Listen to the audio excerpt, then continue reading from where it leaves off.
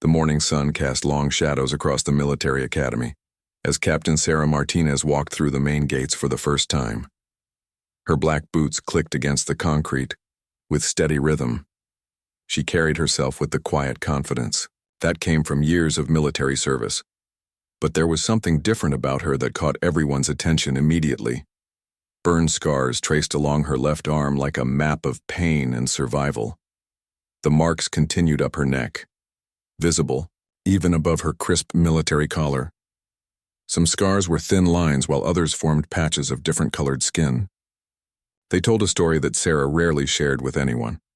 3 years ago in Afghanistan, her helicopter had been shot down during a rescue mission. The aircraft burst into flames on impact. 2 of her crew members died instantly. The third was trapped under burning metal, screaming for help. Sarah could have run to safety. Instead, she crawled back into the wreckage. She pulled her injured crew member through flames and twisted metal while fuel burned around them. The rescue cost her months in the hospital and left her with scars that would never fade. Now she was here at the academy as the new flight instructor.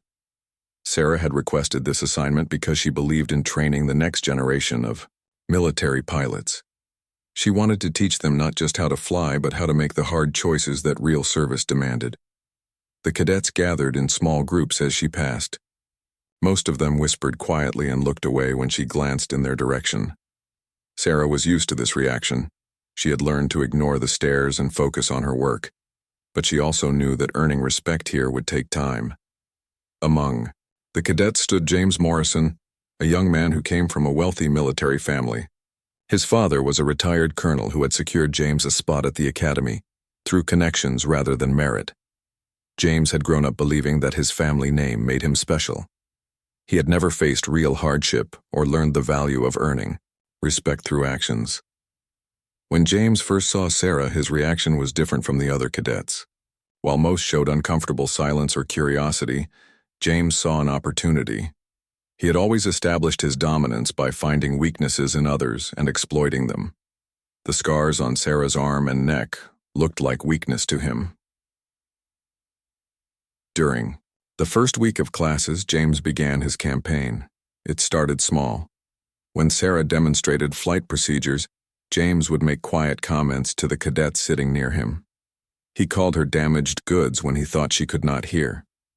He questioned whether someone who could not even keep herself in one piece should be teaching others how to survive. Sarah heard every word. Her military training had given her excellent hearing and awareness of her surroundings. She knew exactly what James was saying and which cadets were listening. Some of them laughed nervously at his comments. Others looked uncomfortable but said nothing. A few seemed genuinely bothered by his behavior, but were too intimidated to speak up. The cruel comments continued during the second week. James grew bolder as he realized Sarah was not going to confront him directly. He began making jokes about her scars during mealtimes in the cafeteria. He suggested that the academy's standards were dropping if they were hiring instructors who had obviously failed at their previous assignments. Sarah documented everything in her private notes, but maintained her professional behavior. She had learned long ago that responding to bullies with anger only encouraged them. Instead, she focused on doing her job with excellence. She arrived early every morning to prepare her lessons. She stayed late to review cadet progress. She made sure her aircraft were in perfect condition, and her training materials were always current. But the comments hurt more than she wanted to admit. Each cruel joke felt like a betrayal of everything she had sacrificed. The scars represented the worst day of her life, but also her greatest act of courage. To have them mocked by someone who had never faced real danger felt like an insult to her fallen crew members. By the third week, other cadets began to pick up on James's behavior. Some joined in with nervous laughter because they wanted to fit in with what seemed like the popular group. Others remained silent, unsure how to respond to the toxic atmosphere that was developing. A few cadets defended Sarah when James was not around, but none had the courage to confront him directly. The academy staff began to notice the tension. Some instructors had heard rumors about the hostile treatment Sarah was receiving. However, the military culture often discouraged reporting such behavior unless it became severely disruptive. Sarah had not filed any official complaints, so most faculty members chose to stay out of what they saw as a personality conflict. James's behavior escalated during flight training sessions. When Sarah corrected his mistakes, he would make exaggerated expressions of doubt for other cadets to see. He would stage loud conversations about how the academy used to have higher standards. He suggested that cadets should request different instructors if they wanted to learn from someone who had actually succeeded in the military. Sarah began to feel isolated. The job she had looked forward to was becoming a daily struggle against disrespect and cruelty. She thought often about the promise she had made at her crew members' funerals to honor their sacrifice through continued service. That promise kept her going even when the hostile environment made her question whether she belonged at the academy. Each morning, Sarah looked at herself in the mirror and touched the scars on her neck. She remembered the heat of the flames and the weight of her injured crew member as she pulled him to safety. She remembered the medals she had received and the respect of her fellow pilots.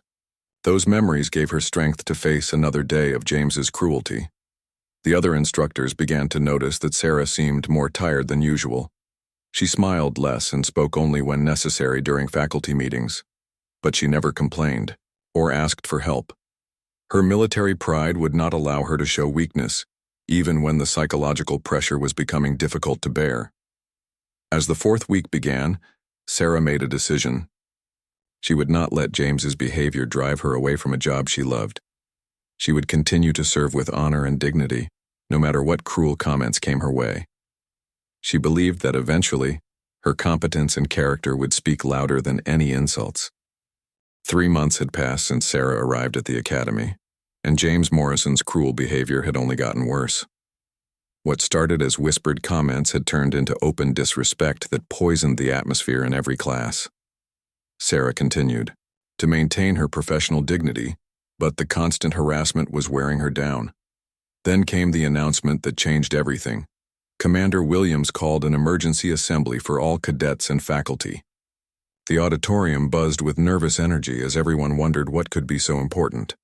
When the commander stepped up to the microphone, his usually stern face showed a mixture of excitement and anxiety. General Patricia Hayes would be visiting the academy in 2 weeks for the annual inspection and award ceremony. The name sent waves of shock and excitement through the crowd. General Hayes was a living legend in military aviation. She was the first woman to command a fighter squadron in combat operations. Her reputation for excellence and no-nonsense leadership was known throughout the entire military. Stories about her courage and tactical brilliance were taught in military schools around the world. Sarah felt her heart skip a beat when she heard the name. She knew General Hayes by reputation, like every pilot in the military did. The general was famous for her ability to see through false appearances and recognize true talent. She had built her career on merit rather than connections, and she expected the same from everyone around her.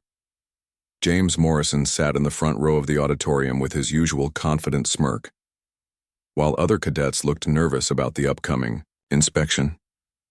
James seemed pleased. His father had told him stories about military inspections and how they were opportunities for the right people to shine. James believed his family connections would protect him and possibly even help him gain recognition from such a distinguished visitor. After the assembly, the academy transformed into a hive of frantic activity.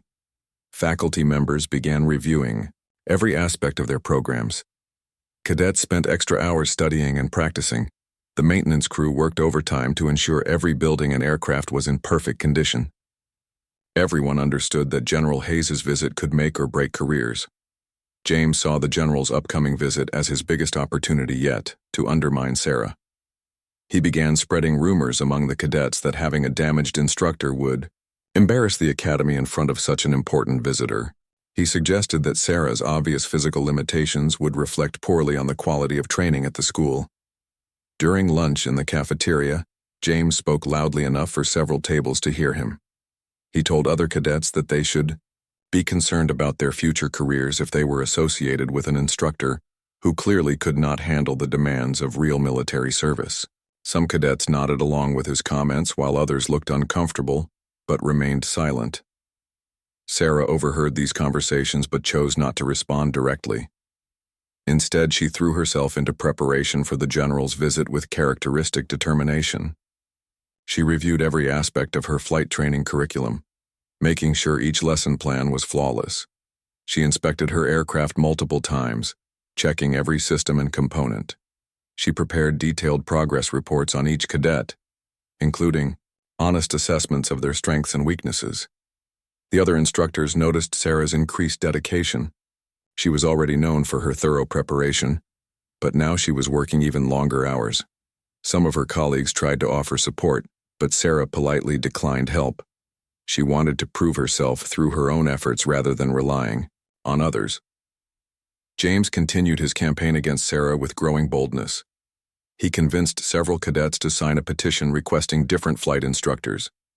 He claimed that their training records would look bad if they were taught by someone with such obvious physical problems. The petition gained signatures from cadets who were either influenced by James's arguments or too intimidated to refuse. Word of the petition reached some faculty members, creating tension among the instructional staff. A few instructors privately questioned whether Sarah's presence might indeed cause problems during the general's visit. The academy's reputation was important to everyone who worked there, and no one wanted to take risks with such a high-profile inspection. Sarah learned about the petition from another instructor who thought she should know what was happening. The news hit her harder than she expected. She had dealt with James's individual cruelty, but knowing that other cadets were actively working against her felt like a deeper betrayal. She began to question whether she had made the right choice in coming to the academy. That evening, Sarah stood alone in the aircraft hangar after everyone else had gone home. The space was quiet except for the hum of ventilation systems. She walked among the training aircraft, running her hands along their smooth surfaces.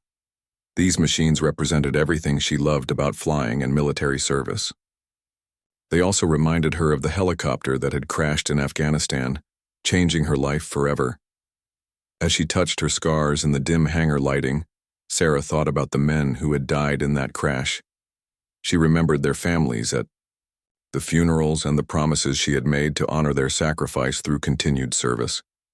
Those promises had sustained her through months of painful recovery and rehabilitation.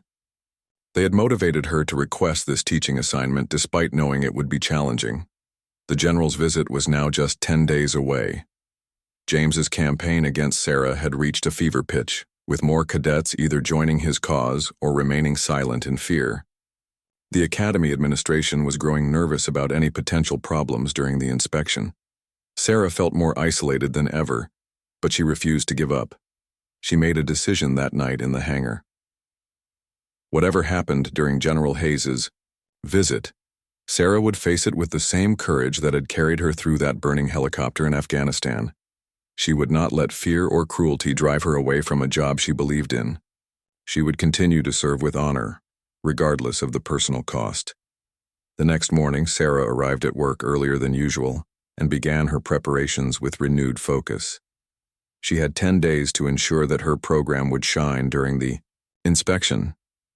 10 days to prove that competence and character mattered more than appearance. 10 days to show that the scars she carried were badges of honor rather than signs of weakness. James Morrison had no idea that his cruel campaign was about to backfire in ways he could never imagine. General Patricia Hayes arrived at the academy at exactly 6 a.m, just as the first light of dawn touched the horizon. Her staff car pulled up to the main entrance with military precision. The general stepped out wearing a perfectly pressed uniform decorated with ribbons that told the story of a remarkable career.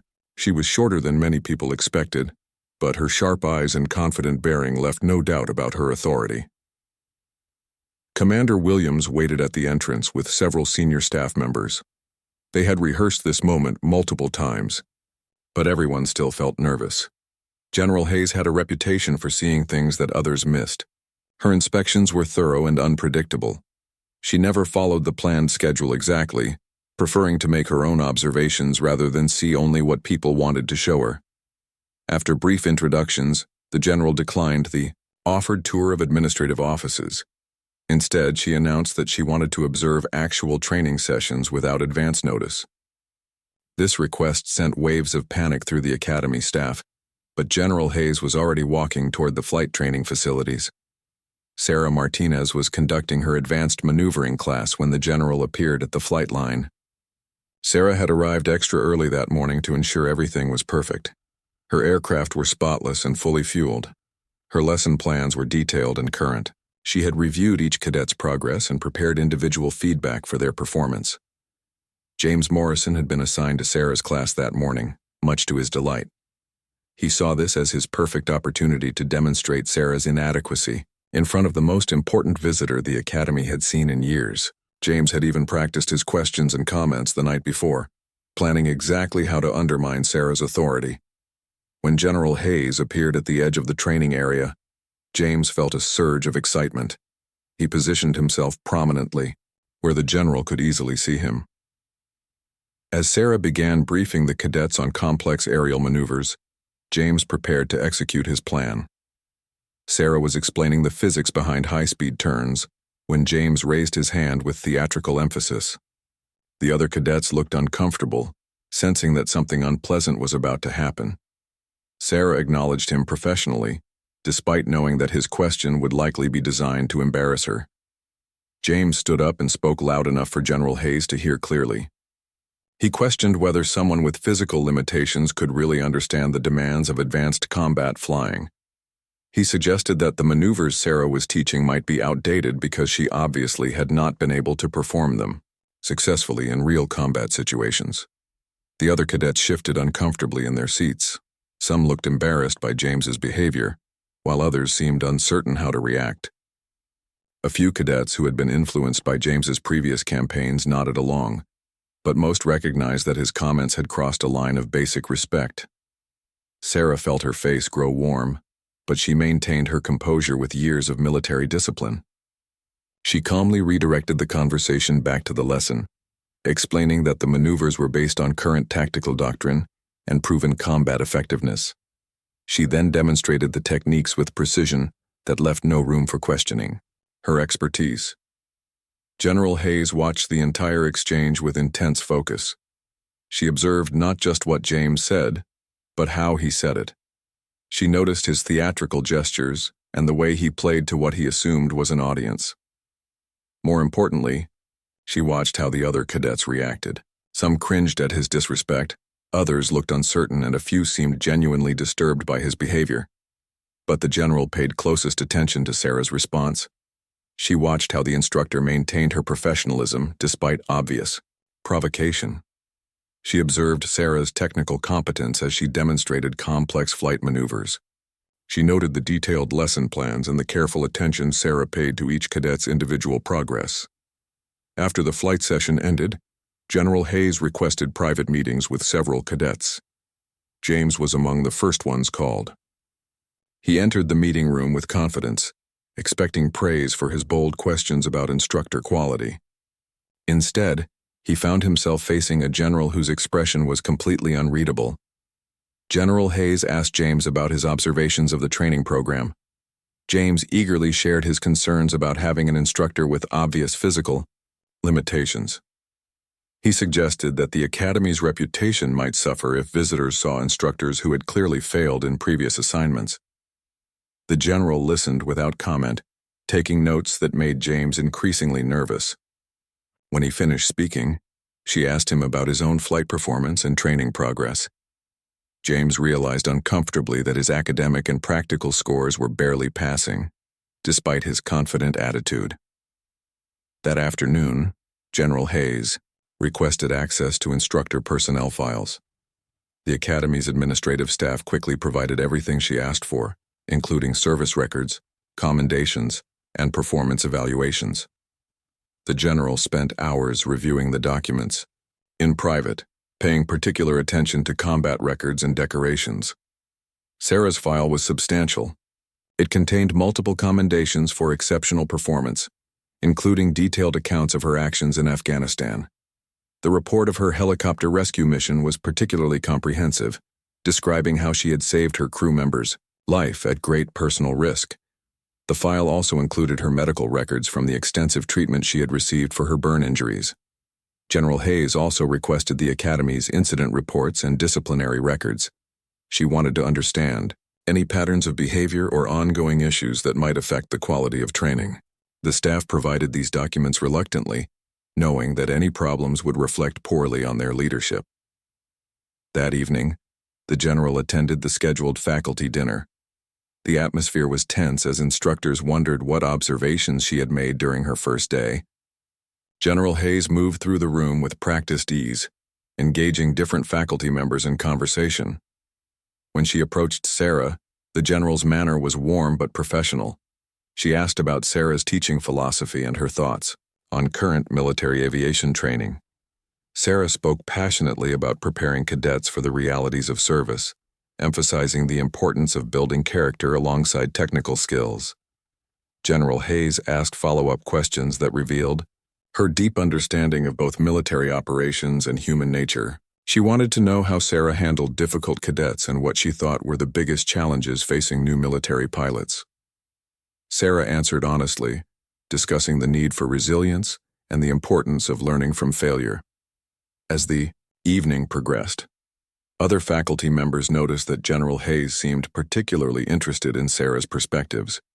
The conversation continued well past the formal dinner, with both women sharing experiences about leadership and service. James Morrison would have been shocked to see the respect and attention the general was showing to the instructor he had spent months trying to undermine. The morning of the award ceremony arrived with clear skies and perfect weather. The Academy's grand auditorium had been transformed overnight into an impressive venue worthy of such a distinguished guest. Red, white, and blue banners hung from the walls and rows of polished chairs filled the main floor. The stage was decorated with the flags of all military branches and a large screen for presentations.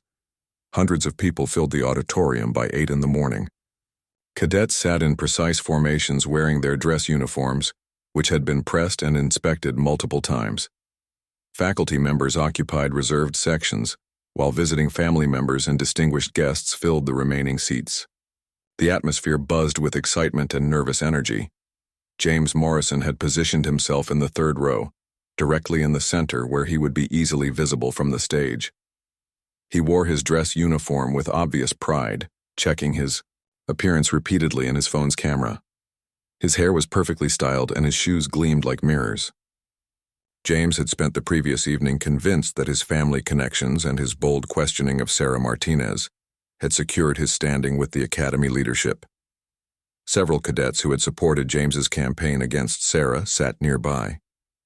They had been influenced by his confident predictions that the ceremony would validate their concerns about instructor quality. Some of these cadets now felt less certain about their choices, having witnessed General Hayes's intense interest in Sarah during the faculty dinner. But they remained loyal to James, hoping his family influence would protect them all. Sarah Martinez sat with the other faculty members in a side section. She had chosen a seat toward the back, preferring to remain inconspicuous during what she expected to be a routine ceremony. Her dress uniform was impeccable but simple, with only her authorized ribbons and insignia visible. She had no idea that General Hayes had spent hours the previous evening reviewing her military records and combat citations. General Hayes entered the auditorium at exactly 9 o'clock, accompanied by Academy leadership and her own staff officers. The entire audience rose to attention as she walked down the center aisle. Her presence commanded immediate respect, and the conversations that had been murmuring throughout the room fell silent. She moved with the confident stride of someone accustomed to being the most important person in any room. Commander Williams welcomed everyone to the ceremony and introduced General Hayes with a long list of her accomplishments and decorations. The general's career had included combat missions, command positions, and groundbreaking achievements in military aviation. Her reputation for excellence and integrity had made her one of the most respected officers in the entire military. When General Hayes took the podium, her voice carried clearly to every corner of the auditorium without need for amplification. She began by speaking about the values that defined true military service. She talked about courage, integrity, sacrifice, and the willingness to put others before oneself. Her words resonated through the room as she outlined what it truly meant to serve one's country with honor. The general's speech was more serious than the typical ceremonial address. She spoke about leadership being revealed not in moments of glory, but in how people treated others, especially those they perceived as different or vulnerable. She emphasized that true military bearing meant showing respect for all who served, regardless of their appearance or the visible reminders they might carry of their sacrifices. James began to feel slightly uncomfortable as the general's words seemed to be directed toward situations he recognized. But his confidence remained strong, reinforced by months of believing that his behavior toward Sarah was justified and even beneficial to Academy standards. As the ceremony progressed, standard awards were presented to outstanding cadets for academics, athletics, and leadership. James's name was notably absent from every category, though he maintained his confident expression. He had expected recognition and felt increasingly puzzled by the oversight. His family connections had always ensured that he received acknowledgement for his efforts, even when those efforts were minimal. Other cadets received their awards with obvious pride and gratitude. Their families cheered from the audience, and their accomplishments were celebrated by the entire Academy community. Sarah watched these presentations with genuine happiness for the successful cadets, remembering her own graduation ceremony years earlier. General Hayes then announced that she had a special recognition to make.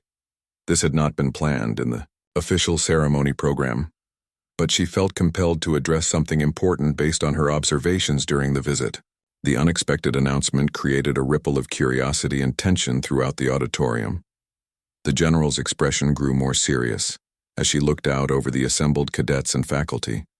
She spoke about how her time at the academy had been educational in ways she had not anticipated. She had observed excellence in many areas, but she had also witnessed behavior that deeply concerned her as a military leader. The audience listened with growing attention as General Hayes described what she had seen during her visit. Without naming specific individuals, she talked about observing conduct that went against everything the military stood for.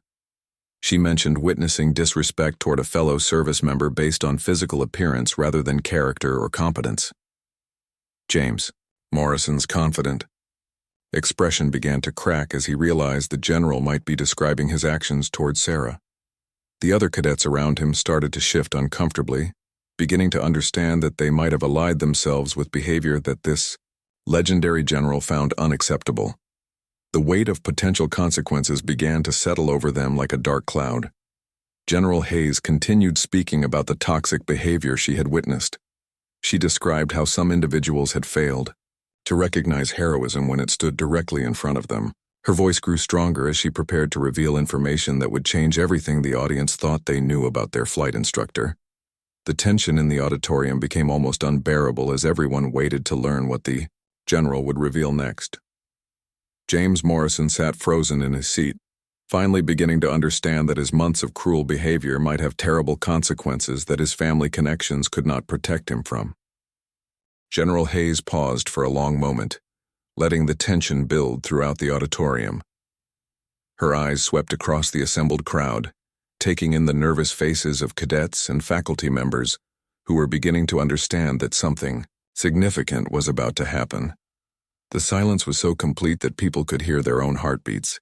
During my time here, the general continued, her voice cutting through the silence like a sharp blade, I have observed something that goes against everything we stand for as military professionals. I have witnessed behavior that dishonors the uniform and disrespects the sacrifices made by those who serve. James Morrison felt sweat beginning to form on his forehead, despite the cool temperature in the auditorium. His mouth went dry as he realized that General Hayes was describing exactly the kind of behavior he had displayed toward Sarah Martinez. The confident smirk that had been his trademark for months disappeared completely from his face. The general began telling a story that made several people in the audience shift uncomfortably in their seats. Without mentioning names, she described observing a cadet who had consistently shown disrespect toward an instructor. She detailed cruel comments about physical scars that actually told a story of heroism and sacrifice rather than weakness or failure. As General Hayes spoke, James felt the walls closing in around him. Every detail she mentioned matched his own actions perfectly. He had made jokes about Sarah's scars during meals. He had questioned her competence in front of other cadets. He had convinced others to sign petitions requesting different instructors. Now this legendary general was describing his behavior as dishonorable and disrespectful. The other cadets who had supported James's campaign began to distance themselves from him without even moving from their seats. They avoided eye contact and slouched lower in their chairs, hoping to become invisible. They realized they had been influenced by someone whose behavior a four-star general found completely unacceptable. General Hayes's voice grew stronger as she continued her story. She described how the cadet in question had failed to do basic research about the person he was attacking. She mentioned that arrogance and prejudice had blinded him to the truth about someone who deserved nothing but respect and admiration from every member of the military community. Sarah Martinez sat in stunned silence as she began to understand that General Hayes was defending her publicly.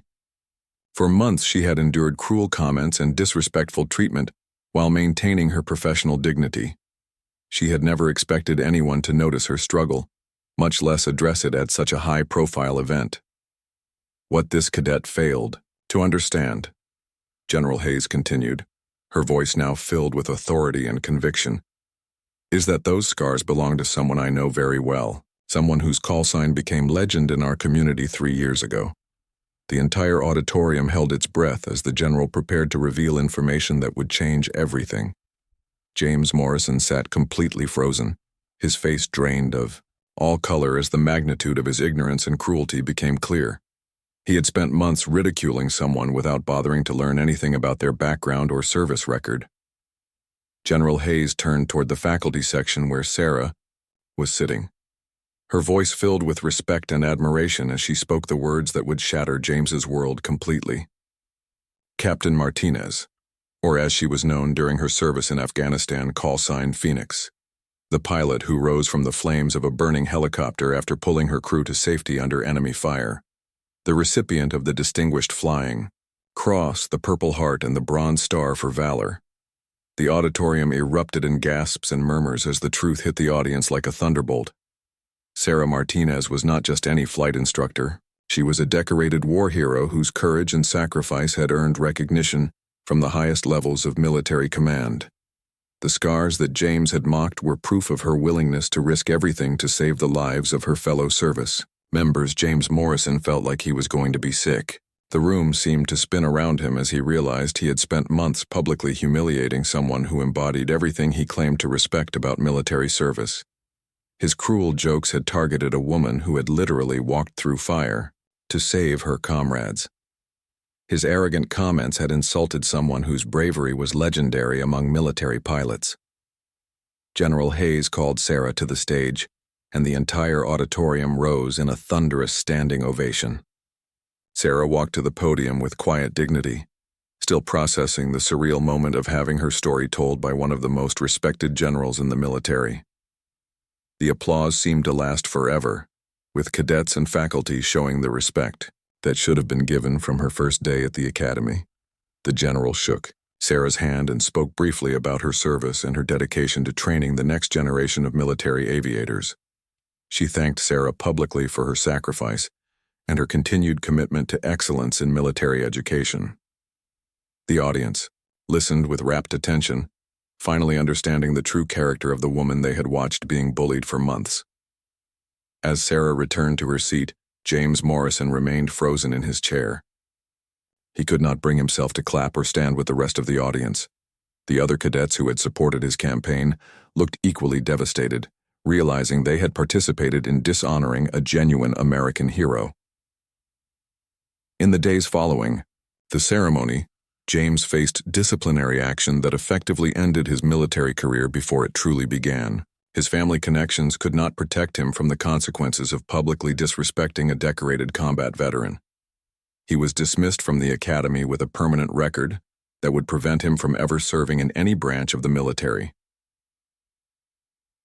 More importantly, the academy instituted new policies about respect, character, and the treatment of all service members regardless of visible differences. General Hayes worked with the administration to create educational programs that would ensure future cadets understood that true military bearing meant honoring those who had served with distinction, especially those whose sacrifices were visible in their scars. Sarah Martinez continued teaching at the academy with renewed purpose and the full respect of her colleagues and students. Her story became part of the academy's curriculum, teaching new cadets about real heroism and the importance of looking beyond appearances to recognize true character and courage.